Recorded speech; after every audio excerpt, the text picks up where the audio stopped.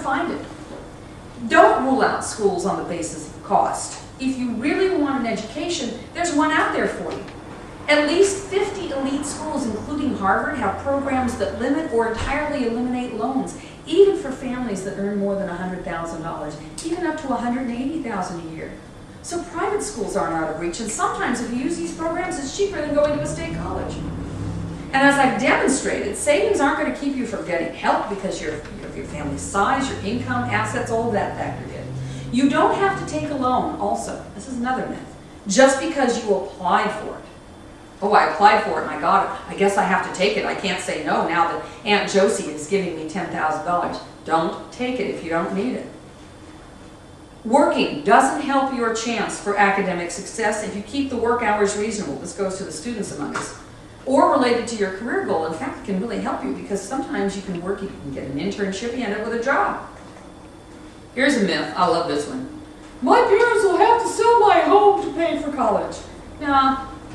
Home values are not considered in financial aid calculations, at least not for federal aid. Okay? They are for private loans. And there may be some colleges and institutional grants that might take them into consideration too, but income is the main measure. And you can get financial aid even if you're not an A student. Oh yeah.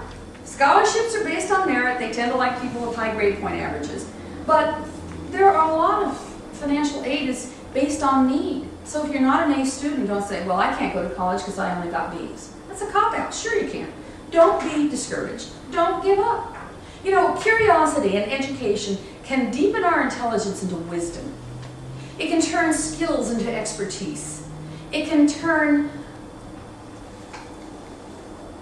emotional character. It can turn emotional character into leadership. You know, someone can steal everything you own. But once you learn something, no one can take that away from you. It's yours forever. We owe our children the opportunity to satisfy their curiosity and through their education, give them a gift that will last a lifetime. So work hard on this stuff. And I hope I've helped you. I hope I've given some tools to help you give your children this gift. And I so respect your being here and so thank you for your attention. If you have any questions, I'm here to answer them for you.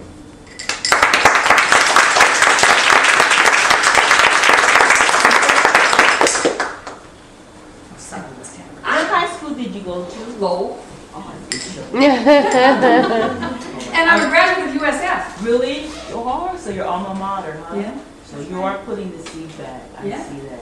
It shines. And for being a Latina, I really admire you because you did get your degree because I know your father and mother were probably blue-collar workers and they raised their family with trust and love, and you actually did get a degree when it was unheard of and difficult. It wasn't quite unheard of. I think I was the second generation of women. No, when women went to school, no, I was the second generation. Because Kathy Partman Romano graduated before I did. She was the first group in. I think I was the second generation of women to go to USF. So that means it was sort of talked about, but not really tried and true. Well, you know, USF had been a boys' school. I probably could, I mean, I could have gone to San Francisco State or UC or anywhere else, but this is where I landed, and I'm glad I did. Are there? Does anyone have a specific question that maybe I can help them as far as getting their kids into school? I know some. Yes, please. I just want to share my story about my son. Can you stand up so we can hear you? He's actually in high school right now. So most of the parents in Thailand before I applied to high school believe that scholarship is only if you're low income, and if you earn more than $100,000, you totally won't be qualified. It's not true. It's actually not true. He goes to a Catholic school to Archbishop. Oh, my husband's alma mater. And I got a 5,000 scholarship for him. Fantastic. Through two different scholarships, one based on academic and one based on tuition assistance to a sponsor from that's wonderful. A rich family. And you just have to sell your son. Kind of, sort of, yeah. I know what you mean. He's not he's a B plus student. He's not an straight A's. Yes. But he is really It's good. He never go below 3.0. It's always 3.9.